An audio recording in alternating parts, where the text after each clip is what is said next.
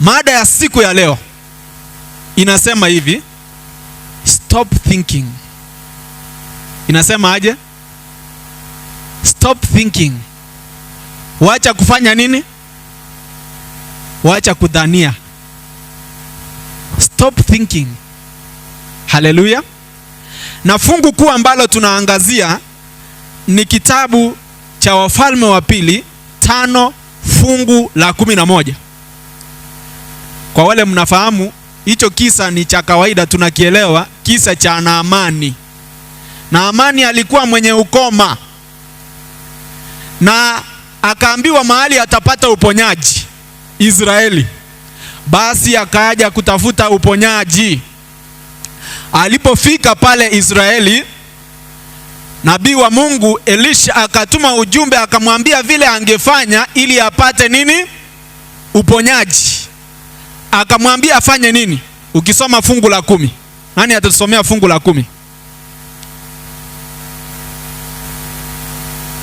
Aha. Elisha akampelekea ujumbe akisema, nenda ukaoge katika Yordani mara ngapi? Mara 7, hata ukiachia hapo. Yaani Elisha akamwambia vile angefanya ili afanye nini? Apone. Uende uoge Yordani mara ngapi? Mara 7. Lakini sasa tusome fungu linalofuata, fungu la 11. Biblia inasemaje? Lakini Naamani akakasirika. Sasa mbona Naamani anakasirika jameni? Umekuja kutafuta uponyaji, umeambiwa vile utapona, alafu unakasirika. Hebu tuone mbona anakasirika. Endelea. Akaondoka akasema, tazama, nilidhania bila shaka, utatoka kwangu, utasimama, utaomba kwa jina la Bwana Mungu wako, alafu upitishe mkono wako mahali penye ugonjwa na kuniponya mimi. Nilidhani hivi ndio ungefanya. Sasa hii ni gani unaniambia? Jameni, umekuja kutafuta uponyaji, alafu umeambiwa vile utafanya ili upone, alafu unasema jameni, mimi nilidhani nilidhani ungeniambia hivi. Umeambiwa vile unafaa kufanya, lakini wewe unakasirika kwa sababu si vile ulikuwa umefanya nini? Umedhania. Stop thinking, believe. Haleluya. Na unajua Naamani hakukasirika tu. Unapoendelea kusoma, hata aligeuka akawa tayari kuondoka, arudi pale alipotoka akiwa na ule ukoma wake. Kwa sababu gani? Ni kwa sababu hakuwa ameambiwa vile angepona. Alikuwa ameambiwa vile angefanya nini? Angepona. Sababu ni kwamba iliyomfanya anataka kurudi akiwa na ukoma wake ni kwa sababu ameambiwa afanye vile hakuwa amefanya nini? Amedhania. Wacha kudhania. Stop thinking, believe. Haleluya.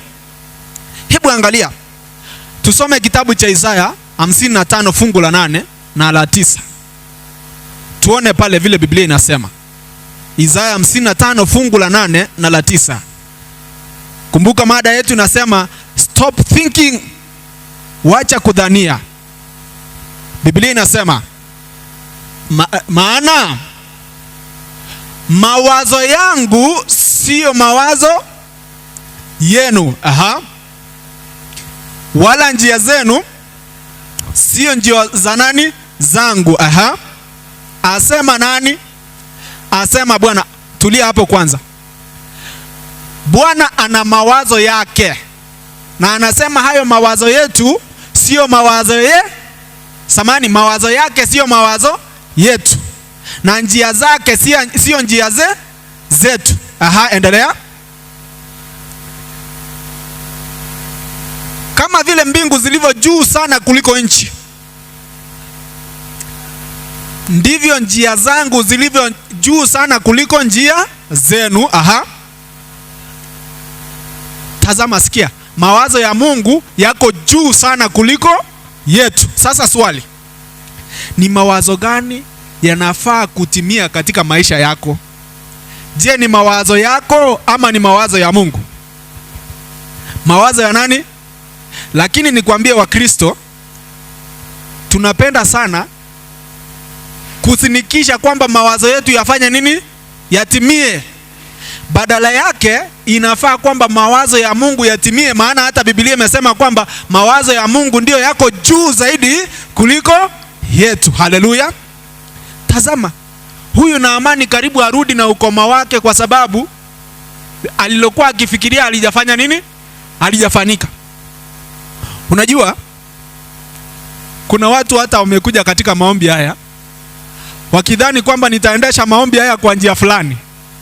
Pengine umezoea kuona kwenye televisheni vile watu fulani wanaomba wakiwa na msisimko fulani, pengine sauti zile nzito nzito, pengine ana kidevu fulani ama nywele ya aina fulani ambayo inashtua shtua, alafu unadhani kwamba hivyo ndivyo maombi yataingia. Ukapata kwamba ni kama mtu tu kadogo kamekuja hapa. Lakini nawahakikishia kwamba wapendwa, jinsi hii Mungu alivyofikiria, hapa ndipo kuna nini? Kuna ushindi. Haleluya. Hivi leo, stop applying your thoughts onto God. Start accepting God's thoughts in your life. Haleluya. Wacha kudhania. Stop thinking. Nenda kwa Bwana ukiwa wazi, ukisema Bwana nitende nini?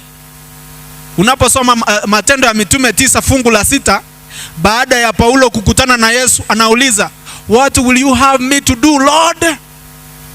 Huo ndio mtazama tunafaa kuwa nao tunapokuja kwa Bwana.